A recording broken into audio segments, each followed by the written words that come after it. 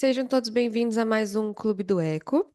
Hoje eu vou falar sobre as anomalias das veias pulmonares. Meu nome é Bárbara Guimarães Avelar, sou fellow em Ecocardiografia Pediátrica Básica da Cardiped Brasil, e essa apresentação faz parte do programa de Fellowship em Ecocardiografia Pediátrica da Cardiped Brasil, Centro do Coração da Criança. O nosso livro base é o livro do Tal Geva. Esse capítulo fica no capítulo 10, e além dele, também utilizei outras literaturas como UpToDate para termos mais informações. Em relação às anomalias das veias pulmonares, as suas variações anatômicas podemos agrupar em quatro grandes grupos, como o número anormal de veias pulmonares. A mais comum é termos mais uma veia pulmonar do lobo médio direito, drenando também no átrio esquerdo. Então, ao invés de quatro veias pulmonares, teríamos cinco veias pulmonares. Essa é a anomalia mais comum, que é uma alteração benigna.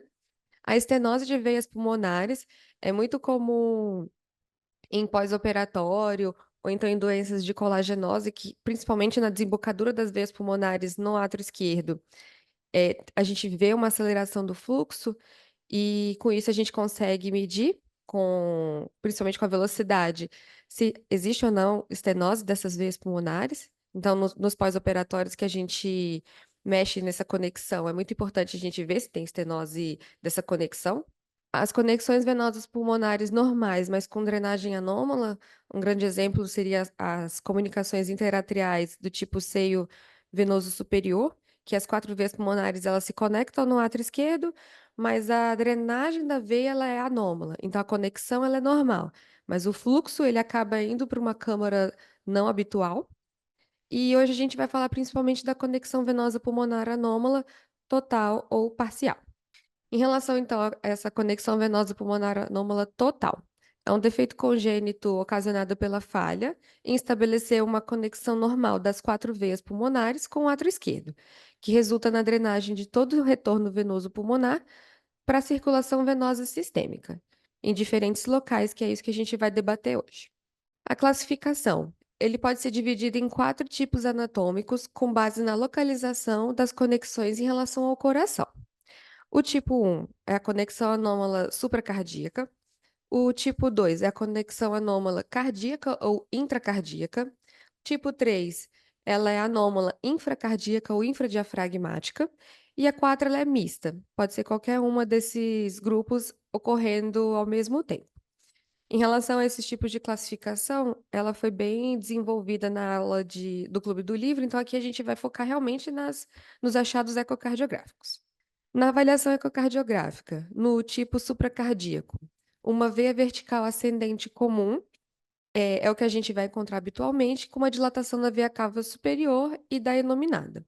Então, a gente tem, normalmente, na avaliação ecocardiográfica, uma veia coletora ascendente comum, que junto com uma veia cava superior dilatada e a veia inominada, que também se encontra dilatada pelo aumento do fluxo, principalmente, a gente vai suspeitar do tipo supracardíaco. No tipo infracardíaco, é uma veia vertical descendente comum, com conexão com a veia hepática ou então a veia porta, e uma veia cava inferior dilatada, são os achados principais.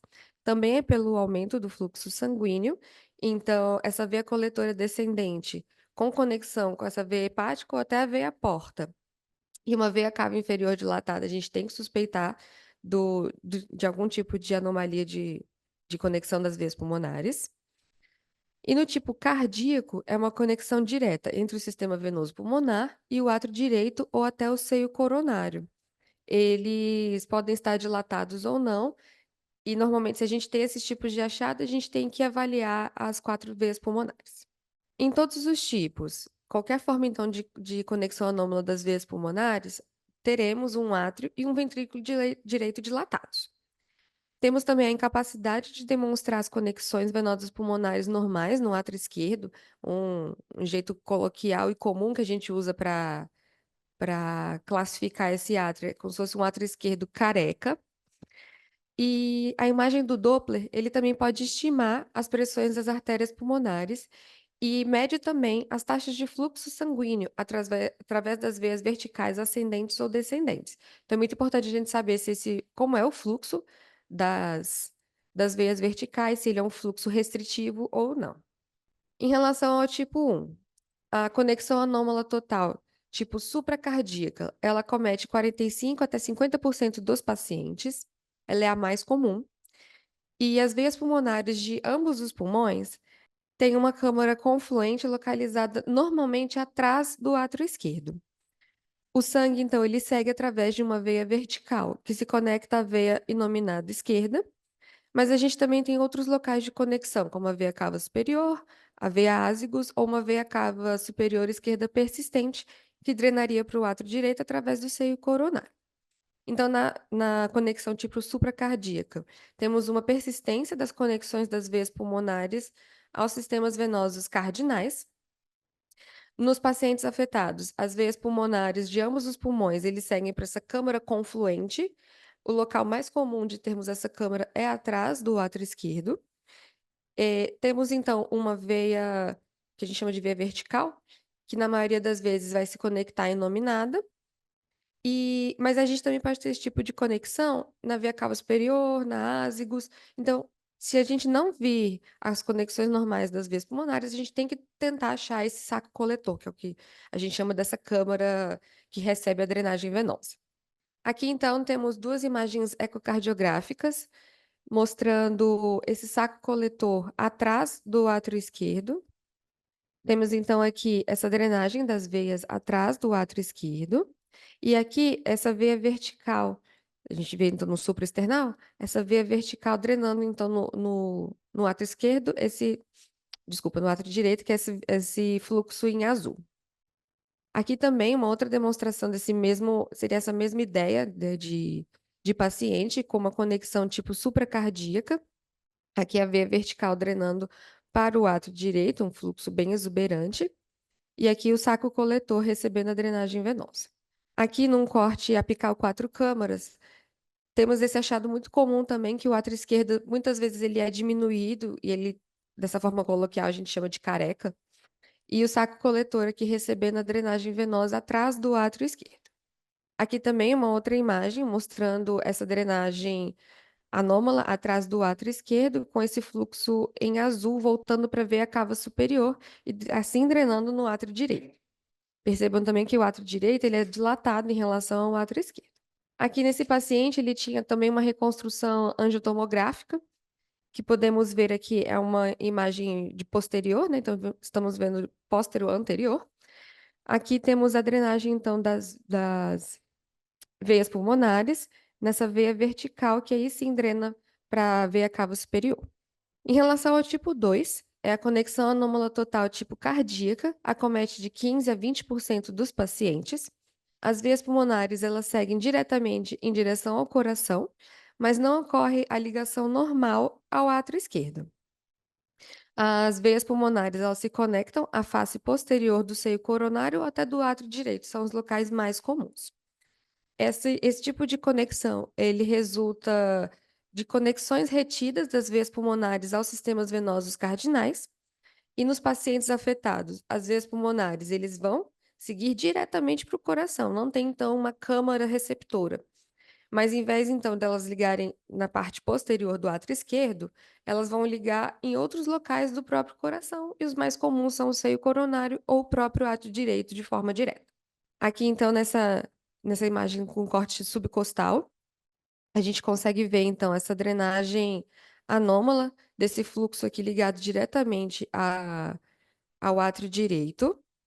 Aqui uma imagem um pouco posteriorizada, então a gente vê esse fluxo anormal entrando na câmara direita e aqui o seio coronário também dilatado, recebendo esse fluxo das veias pulmonares.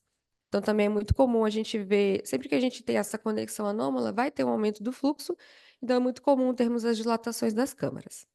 Aqui a gente vê então que o átrio esquerdo desse paciente ele é bem diminuto e esse fluxo anormal das veias pulmonares passando por trás do átrio esquerdo, que está aqui. O tipo 3 é a conexão anômala total tipo infracardíaca, que acomete de 20 a 25% dos pacientes. As veias pulmonares elas drenam para uma veia vertical comum. Ela segue inferiormente a partir do mediastino, então é sempre infradiafragmática.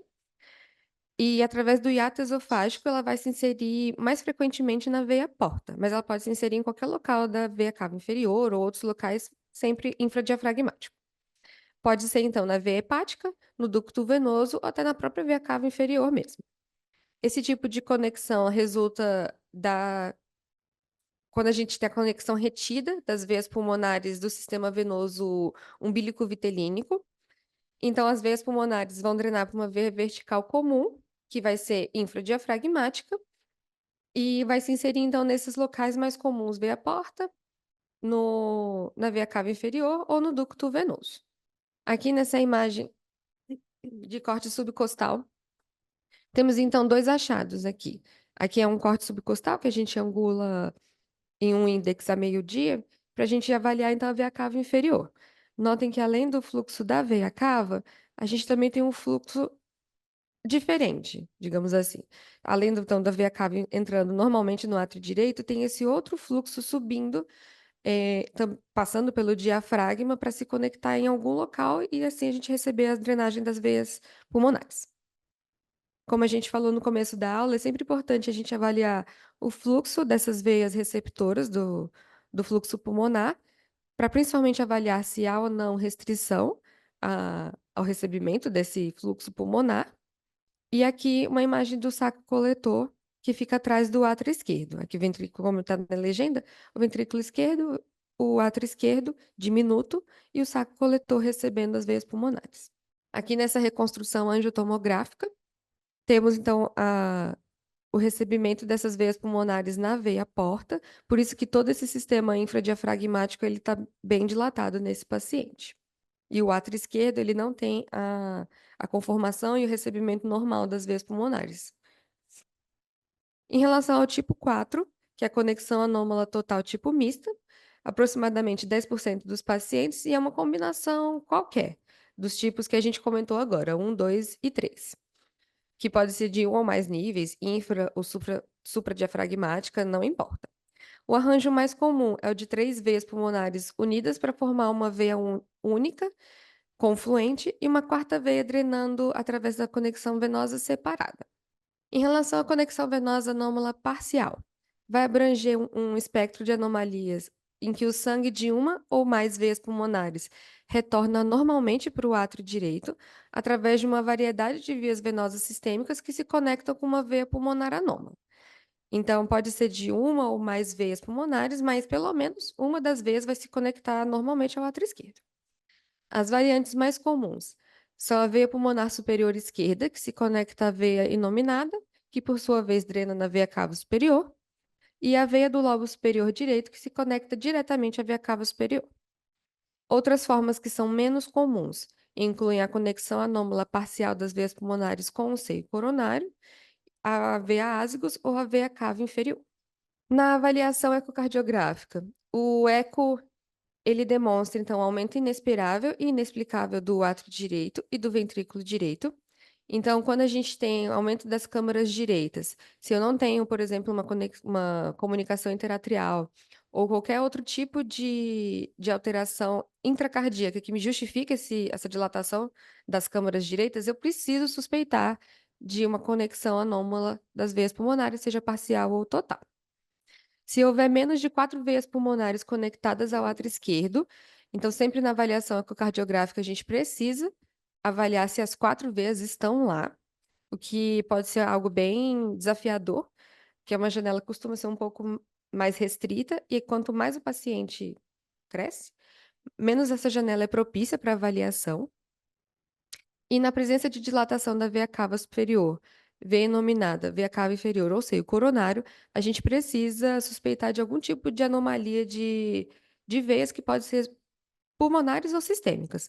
Por exemplo, um seio coronário dilatado, ele também pode ocorrer com uma veia cava esquerda persistente drenando nesse seio coronário. Em relação à limitação das janelas acústicas, os vasos eles cruzam atrás das grandes vias aéreas, como os brônquios principais. Então, como eu falei, é um desafio avaliar esse tipo de anomalia ao ecocardiograma, já que temos muitas estruturas e são normalmente achados mais posteriores. Então, muitas vezes, quando o eco transtorácico ele não é ideal para essa avaliação, a gente precisa usar a mão do eco transesofágico. Então, se o transtorácico ele não me dá todas as informações, usar o transesofágico é uma saída. principalmente nos pacientes mais velhos, e com isso a gente também consegue avaliar ou todas as veias pulmonares, ou então se tem alguma alteração intracardíaca, seja na conexão ou na drenagem das veias. Em relação, então, às conexões venosas anômalas parciais, temos vários tipos de alteração, algumas comuns citadas pelo livro. São quando as duas veias pulmonares direitas se conectam normalmente ao átrio esquerdo, mas as veias pulmonares esquerdas se conectam à veia inominada. Quando temos as veias esquerdas conectadas ao seio coronário, por isso que a dilatação desse seio, que pode ocorrer também, é muito comum na veia cava esquerda persistente. Então, sempre a gente tem que avaliar as conexões venosas quando o seio coronário ele é muito exuberante. Ou então as veias esquerdas pulmonares estão conectadas ao átrio esquerdo, mas as veias direitas, elas se conectam muitas vezes na veia cava inferior ou em alguma outra porção da veia cava superior. Aqui, então, nesse corte subcostal, é uma imagem um pouco mais difícil de avaliar, mas temos então aqui o fluxo normal da veia cava superior e temos esse fluxo exuberante vindo para o átrio esquerdo, esse fluxo da veia cava superior, a gente tem que avaliar se tem ou não as 4 veias pulmonares nesse átrio esquerdo que está mais diminuto. Aqui nesse paciente, como tinha a dúvida diagnóstica das veias pulmonares, realizou-se uma angiotomografia e podemos perceber então que as veias pulmonares, as direitas, elas se conectavam à veia cava superior.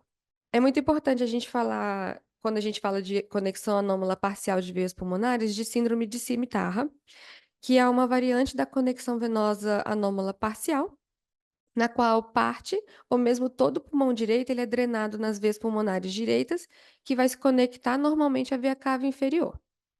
O pulmão afetado e as vias aéreas associadas, que são drenadas pela veia de cimitarra, que é o nome, são frequentemente hipoplásicos, ou eles vão apresentar, então, uma distribuição brônquica ou vascular incomum.